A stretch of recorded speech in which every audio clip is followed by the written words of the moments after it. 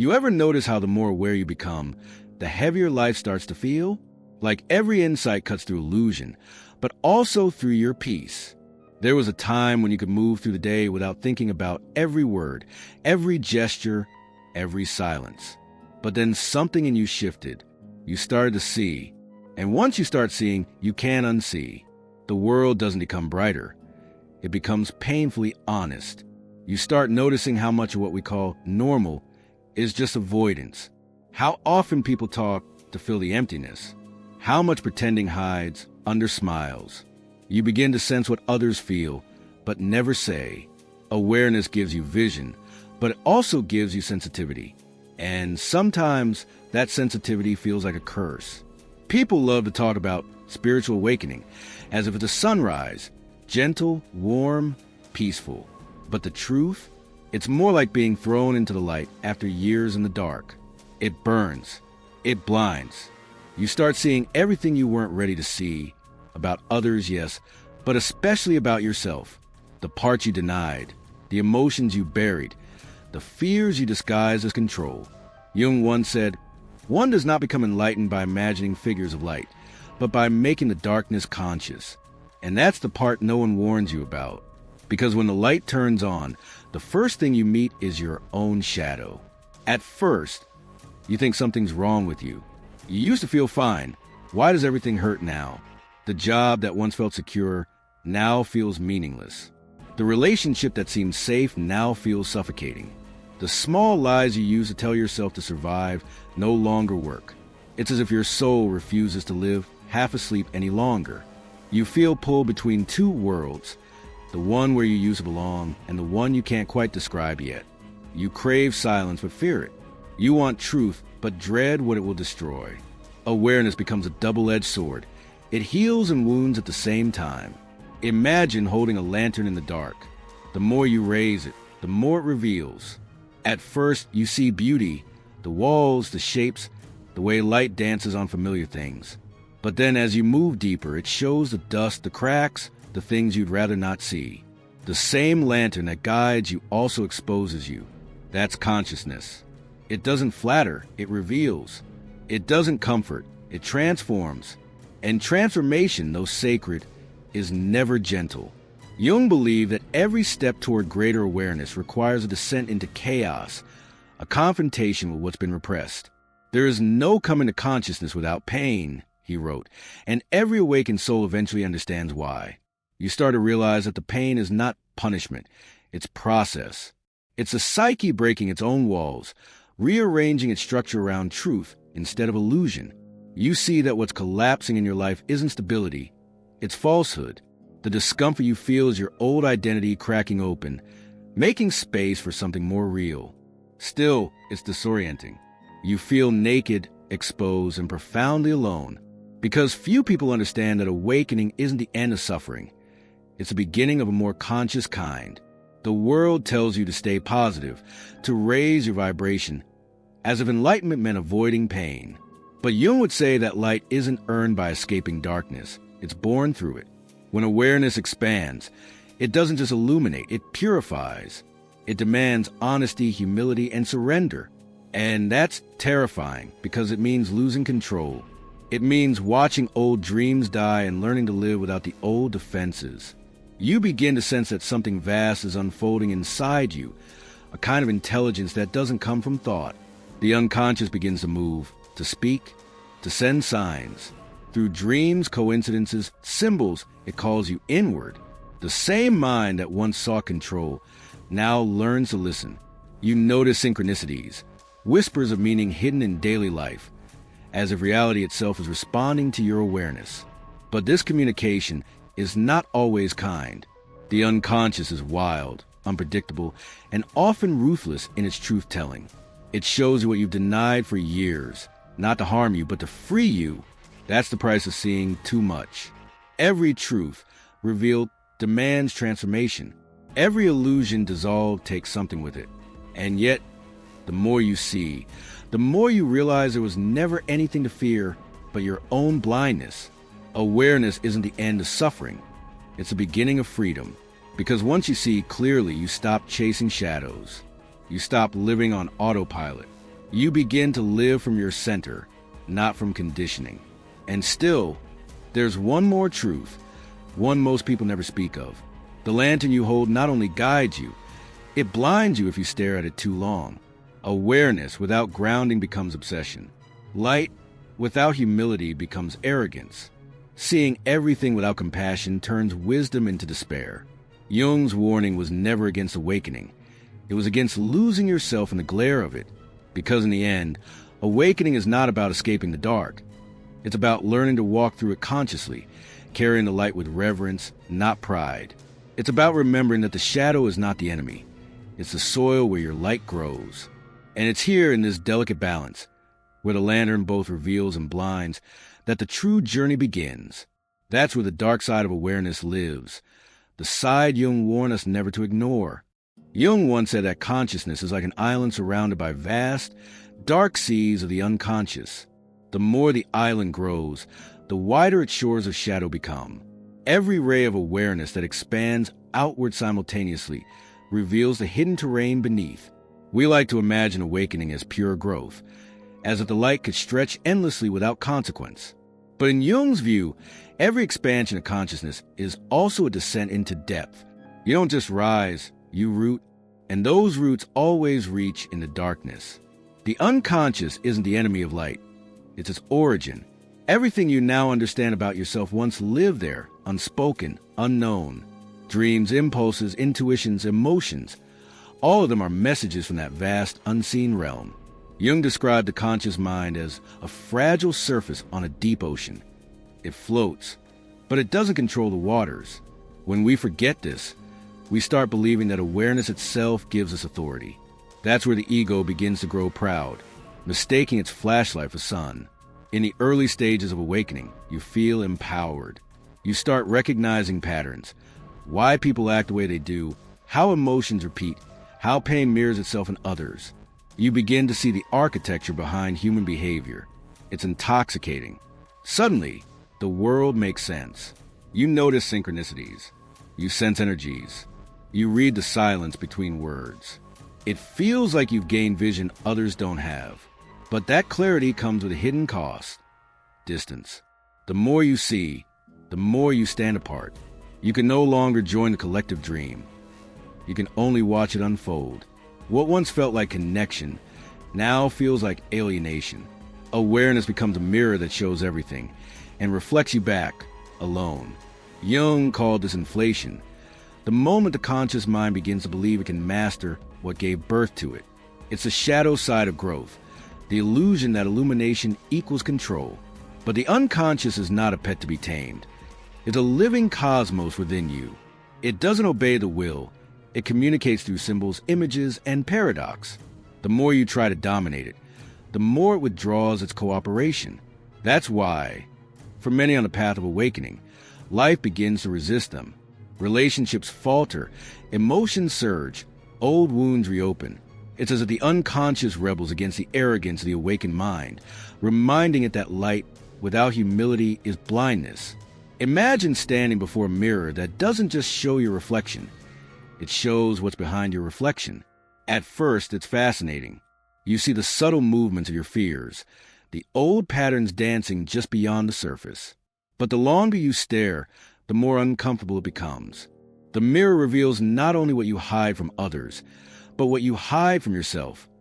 Envy, control, self-deception, the hunger for validation disguised as wisdom. This is a shadow, not evil, but the unlived life within you. Jung believed that what we call evil often arises from what we refuse to acknowledge. The rejected parts don't disappear. They grow stronger in silence, seeking expression through projection and behavior. That's why self-knowledge is never safe. To become conscious is to take responsibility for your darkness as much as for your light. Jung wrote, "The shadow is a tight passage, a narrow door, whose painful constriction no one is spared who goes down to the deep well." And the more aware you become, the more you feel that constriction. You realize that every person you judge carries a fragment of your own story. Every emotion you condemn is an echo of your own denied truth. The world becomes a mirror, not a morality, but a reflection. The real danger begins when we stop seeing the shadow as a guide and start seeing ourselves as enlightened. The mind, inflated by insight, begins to play God, believing can transcend human frailty, bypass emotion, outgrow the very darkness that shaped it. That illusion is seductive because it feels like strength, but in truth, it's separation. It cuts us off from the wholeness that awakening was meant to restore. And this is the turning point Jung warned about, the moment when light starts to believe it no longer needs the dark, when a mirror no longer reflects but blinds. Because it's precisely here, in this fragile balance between humility and hubris, that the real danger begins to grow, quietly, invisibly, beneath the surface of awareness. Jung warned that the greatest danger on the path of awakening is not darkness, it's pride disguised as light. Spiritual inflation begins quietly, almost invisibly, in the moments when we feel most awakened. You start noticing that you see what others don't. You understand patterns, motives, and emotional dynamics that used to confuse you. And before you realize it, that clarity starts to feel like superiority. You begin to see yourself as someone who knows, someone who's above the noise. You stop learning and start teaching, often without realizing that you've switched roles. What was once humility becomes hidden arrogance. What was once curiosity becomes a need to be right. The ego slips back into control. This time we're in the massive enlightenment. Jung called this inflation, when the ego identifies with something larger than itself. In religious myths, this is the moment when the mortal believes he can become a god. It's the Icarus story retold in psychological language. The higher you fly, the thinner the air becomes, until your wings, made of borrowed light, begin to melt. Jung described it precisely in the nature of the psyche. The more consciousness separates itself from the unconscious, the more the unconscious seeks to compensate for that separation. In other words, the psyche always restores. Balance. If you climb too high into the light, something from below will rise to meet you. The shadow expands to match the inflation of the ego. And when the two collide, it's rarely gentle. You can feel this happening when life starts mirroring your pride in painful ways. Perhaps you lose friends who once resonated with your growth. Maybe you find yourself trapped in spiritual superiority, offering advice instead of empathy, analyzing pain instead of feeling it. The more you know, the less connected you feel. It's not wisdom pulling you apart, it's inflation. The ego has mistaken illumination for control. It believes it can interpret every symbol, master every feeling, predict every cycle. But the unconscious, patient and immense, begins its silent response. It waits, it watches, and when the tension becomes unbearable, it speaks. Through breakdowns, through losses, through the humbling moments that strip away illusion. The unconscious is not an enemy. It's a balancing force. It doesn't punish. It equalizes. When you inflate, it deflates. When you rise too fast, it grounds you. But to the inflated ego, this grounding feels like destruction. You'll hear in phrases like, I lost my connection to light, or I don't feel spiritual anymore. What's really happening is that the psyche is pulling you back to earth. It's asking you to integrate what you've learned instead of escaping into the clouds of meaning. Jung understood this as the law of psychic equilibrium. Every extreme in one direction creates an equal reaction in the other. And so, when a person identifies with the archetype of the light, the hero, the savior, the chosen one, their unconscious begins to generate its opposite, the shadow, the trickster, the destroyer. Imagine a balloon rising higher and higher. It feels limitless, weightless, radiant, free. But the higher it goes, the more fragile it becomes. The pressure inside grows until the slightest change in air bursts it open. That's the psyche under inflation. It expands with divine energy until its container, the human ego, can no longer hold it. What follows is not a fall from grace, but a return to reality, because no human can contain the archetype of light without also confronting its darkness. Many seekers collapse at this stage. They feel betrayed by their awakening, convinced they've failed. But what's truly happening is necessary disillusionment. The ego realizing it cannot possess what it once served. The unconscious, in its infinite wisdom, deflates the illusion so that the self can finally breathe again. Jung saw this collapse not as a tragedy, but as a calling to integration. The greater the height, the deeper the fall, he wrote. But only through the fall does the soul learn to walk. And that's the paradox of spiritual growth. The light that saves you will also test you. The moment you think you've transcended your shadow, it finds another doorway in. Because the unconscious doesn't vanish when ignored. It compensates. It reorganizes. It begins to whisper through dreams, symptoms, and chance events until you finally pay attention. And if you refuse to listen, it doesn't shout, it strikes. It dismantles everything inflated to restore the sacred balance you try to outshine. That's why true awakening is always humbling. The light you touch is never yours. It moves through you. The ego that tries to claim it becomes its own downfall. And so, the journey is not about ascending forever. It's about learning to hold light and shadow in the same breath, to rise and descend without losing center. Because when awareness becomes pride, when illumination becomes identity, that's when the balloon starts to stretch too thin. And it's there, in the silent expansion before the burst, that the real danger Jung tried to warn us about begins to grow. When light is used to escape pain, it turns into fire. What once illuminated begins to burn, consuming everything that isn't grounded in truth. Jung observed that the psyche will not tolerate one-sidedness for long. The unilateral nature of consciousness inevitably brings about the eruption of the unconscious. In simple terms, when we build our lives entirely around control, positivity, or spiritual superiority, the parts of us that were left in the dark begin to revolt. The unconscious doesn't ask for permission. It demands balance. And when it rises, it shakes the very foundations of the self. Imagine a tower built high above the ground, elegant and bright, reaching toward heaven. From the outside, it looks indestructible, impressive even.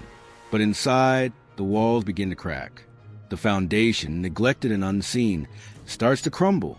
That's the structure of a consciousness inflated by light, but disconnected from shadow. You can't build stability on denial. Every unacknowledged fear, every repressed emotion, every ignored truth presses upward from below, seeking expression. And the higher the tower of self-image rises, the more violent the tremor, when the unconscious finally demands attention.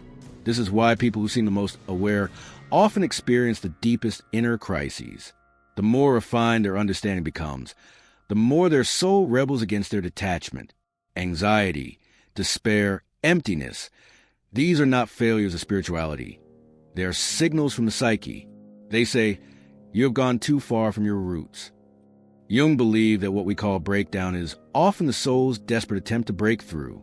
The psyche uses pain the way the body uses fever, to burn away infection, to restore equilibrium.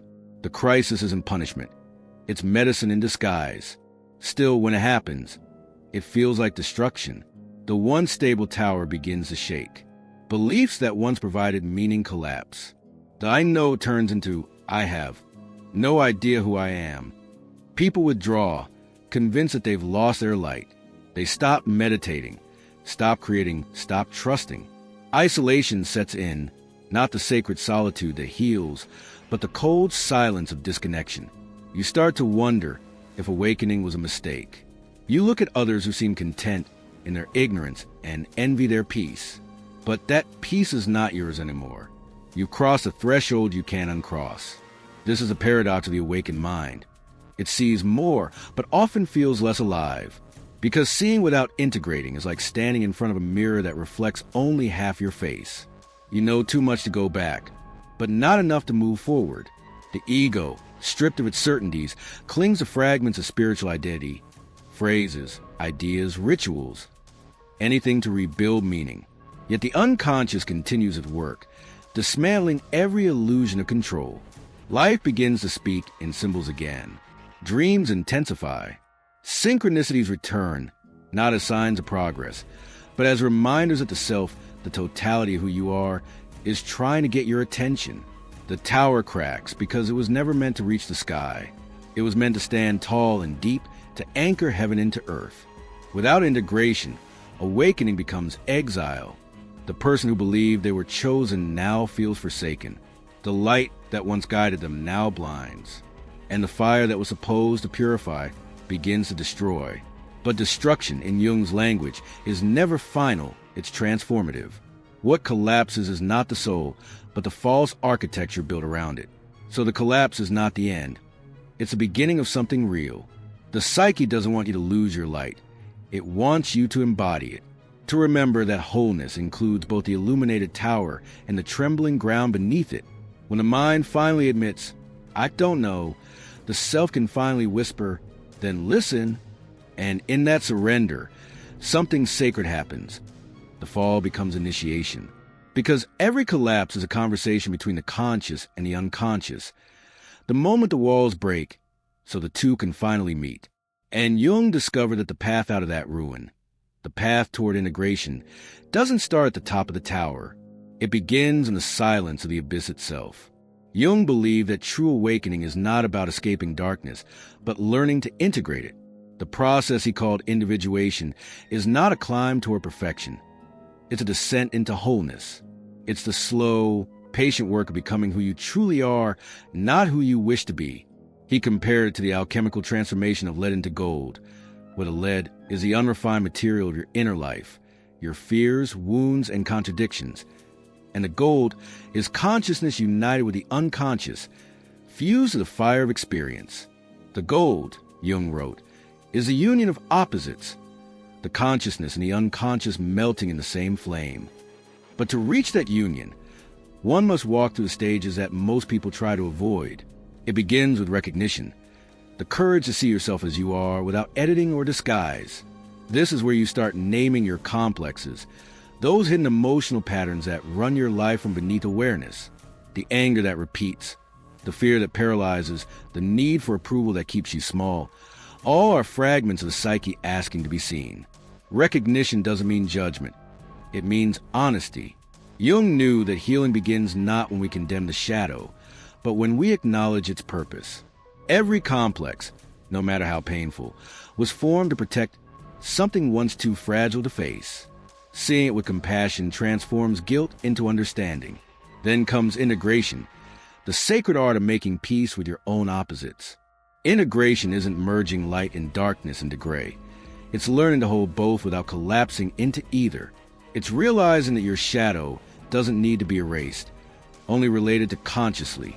The traits you once disowned, anger, neediness, vulnerability, are no longer enemies but messengers. Jung often said, "We don't heal by imagining figures of light, but by making the darkness conscious." In this stage, awareness becomes relationship. You stop running from your contradictions and start listening to them. You begin to see that every shadow contains energy that, once integrated, becomes creativity, depth, and empathy. Next comes conscious action, the external expression of inner integration. Awareness without embodiment is just theory.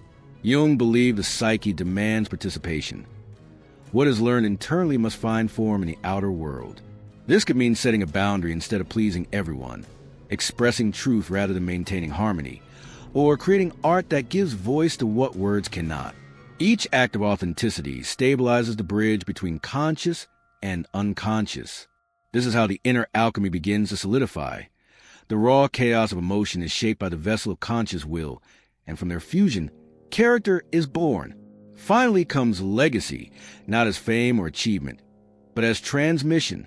When the individual integrates their own darkness, their mere presence becomes healing for others. Wisdom radiates through humility. The once isolated seeker becomes a quiet lighthouse, guiding by example rather than preaching. Jung saw this as the ultimate purpose of individuation, not to transcend humanity, but to serve it. When consciousness and unconsciousness reconcile, the individual becomes a vessel for the self, a living symbol of unity. The suffering that once felt meaningless becomes the very ground where compassion grows.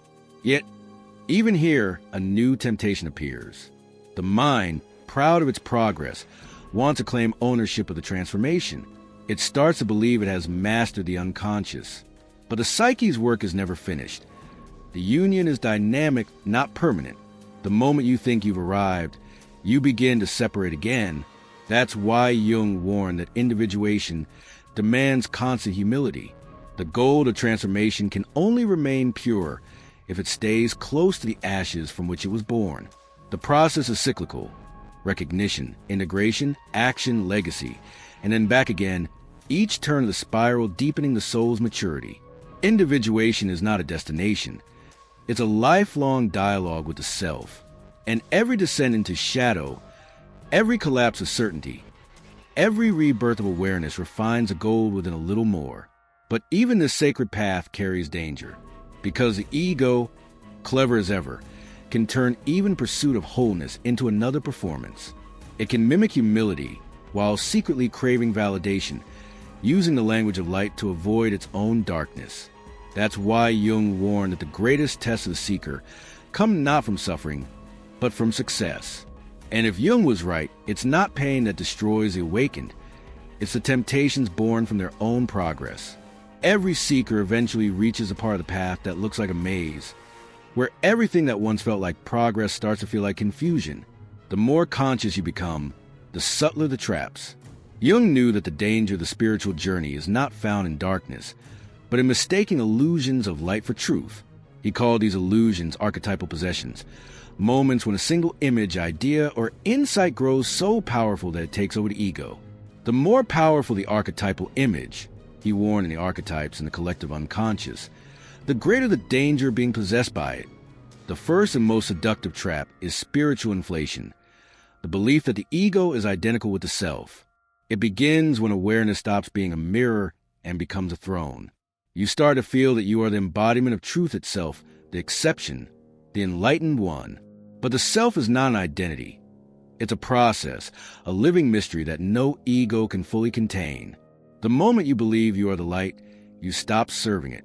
And then, like a candle mistaking itself for the sun, your glow becomes self-consuming.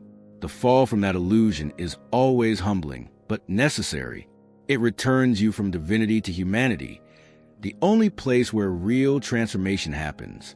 The second trap is mystical isolation, the urge to cut off from ordinary life in the name of purity. Many seekers retreat from relationships, family, or community, convincing themselves that solitude equals enlightenment. But Jung saw this as another disguise of fear.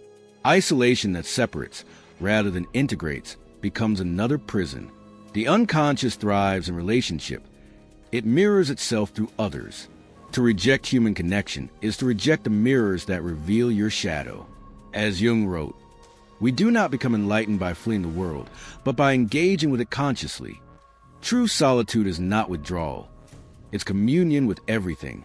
The third trap is the savior complex. It appears noble, wanting to heal, teach, or awaken others, but often it hides a wound, the avoidance of one's own suffering. The desire to fix others keeps the ego busy while protecting it from looking inward. You see this pattern in therapists who can't rest, empaths who burn out, teachers who preach peace but live in turmoil. The need to save is not love, it's projection. The more you rescue, the less you integrate. The unconscious compensates by forcing collapse, forcing you to stop pretending to be the light for others so you can finally meet the darkness within yourself. The fourth trap is regression, the return to unconsciousness under the guise of peace. It happens when the tension of growth feels unbearable and the mind chooses comfort over truth. You might call it acceptance or surrender, but deep down it's resignation. You start convincing yourself that nothing matters, that seeking itself is vanity. It feels like peace, but it's really paralysis. Jung understood regression as the psyche's attempt to protect itself from overload, but if you stay there too long, the spark of individuation fades.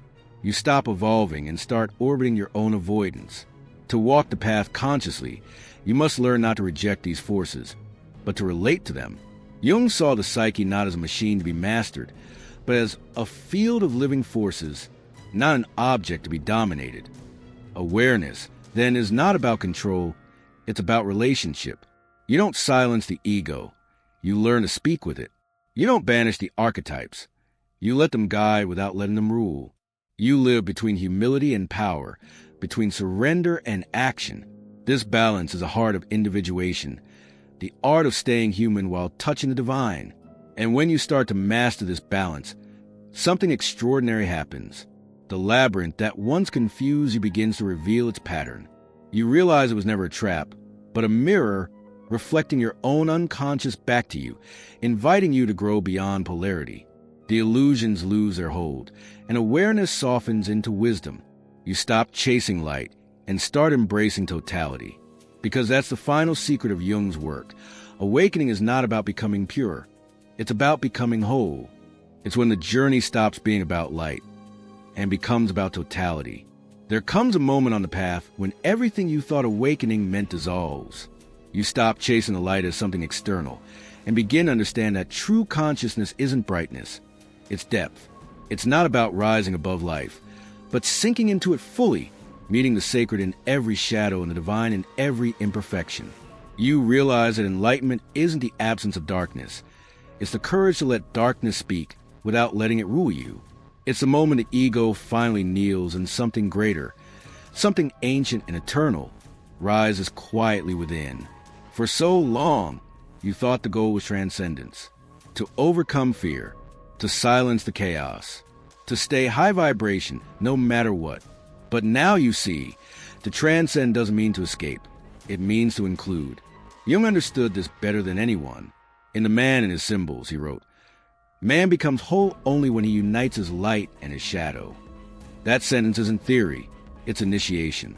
It means that your fear belongs, your anger belongs, your doubt belongs. They are not obstacles to awakening. They are doorways. The soul expands not by rejecting the night, but by walking through it with open eyes. The moment you stop fighting your own darkness, something miraculous happens. The fire that once destroyed begins to transform. The ashes of every old identity, every shattered certainty, every heartbreak you thought would end you, become the soil of your rebirth. From that ground, the self emerges like a phoenix, not spotless, but real. You're no longer trying to be light. You are light precisely because you have known the dark. That's what Jung meant when he said, "The gold is born from the fire." Awareness purified by humility becomes wisdom. Pain embraced consciously becomes compassion. And this is where the journey turns from solitary to universal. You begin to see yourself in everyone, the seeker and the skeptic, the dreamer and the lost. You understand that every soul is somewhere on the same spiral of transformation. The awakening no longer isolates you. It connects you. You stop preaching and start listening. You stop analyzing life and start living it with reverence. Awareness becomes love in motion, an active participation in the wholeness of being. You're no longer above the world. You're deeply rooted within it. That's when consciousness matures into something sacred. It's no longer about seeing more than others. It's about seeing with them. It's no longer about escaping suffering. It's about transforming it. The dark side of awareness, once feared, now becomes a womb of renewal. You understand that the light you were chasing was never separate from you. It was waiting behind your pain, patient as a dawn. The journey was never about finding perfection.